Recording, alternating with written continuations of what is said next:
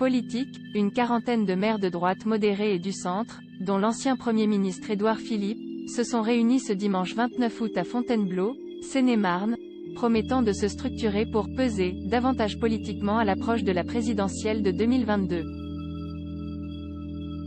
Ce rendez-vous marquait la rentrée commune de deux associations d'élus très proches, la France audacieuse, du maire de Nice Christian Estrosi, qui a quitté les Républicains il y a 3 mois, et la République des maires, de l'édile d'Angers Christophe Béchu, ex-LR depuis 2017.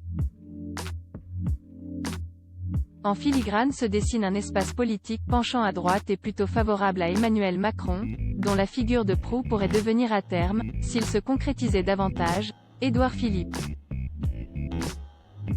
Parmi les participants dimanche se côtoyait l'habituel réseau de l'ancien pensionnaire de Matignon, du maire de Toulouse Jean-Luc Moudenc à celui de Toulon Hubert Falco, en passant par Alain Chrétien, Vesoul, Arnaud Robinet, Reims, etc. La suite après cette publicité, un nouveau pas dans la consolidation de ces galaxies a donc été accompli, avec dans le viseur 2022.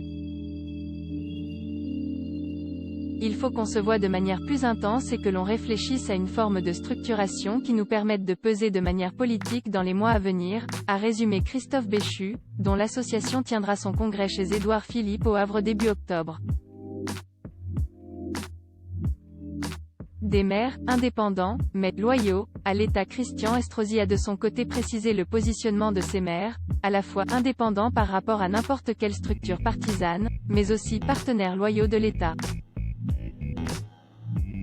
Force est de constater que le président de la République, ses gouvernements, nous ont consultés régulièrement, lors de la crise du Covid notamment, ont été à notre écoute, nous ont permis d'être complémentaires pour faire face aux grandes craintes de nos concitoyens, a encore salué le maire de Nice, qui a claqué la porte de LR à l'occasion des élections régionales. La suite après cette publicité, mais nous n'entendons pas être un tremplin pour quelques candidats que ce soit chez nous, a tempéré le maire de Nice. Sur le fond, ces élus veulent pousser pour ne pas que cette campagne présidentielle passe à côté des enjeux de territoire et d'organisation municipale, a insisté Christophe Béchu.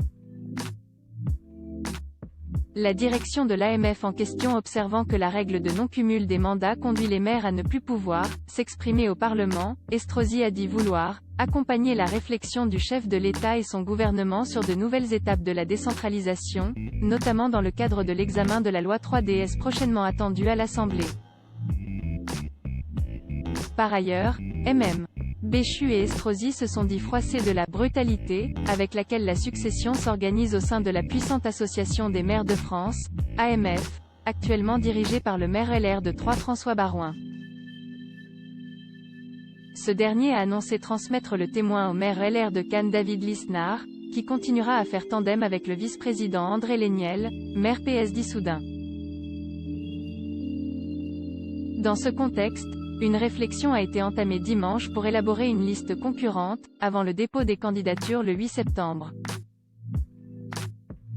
La suite après cette publicité à voir également sur le HuffPost, le plaidoyer de Mélenchon pour les urnes, et contre ceux qui ne votent pas. Lire aussi, pour leur rentrée, les pro-primaires font pression sur Bertrand pour jouer collectif avant 2022. 3 raisons de regarder aux manettes, le docu sur Philippe à Matignon.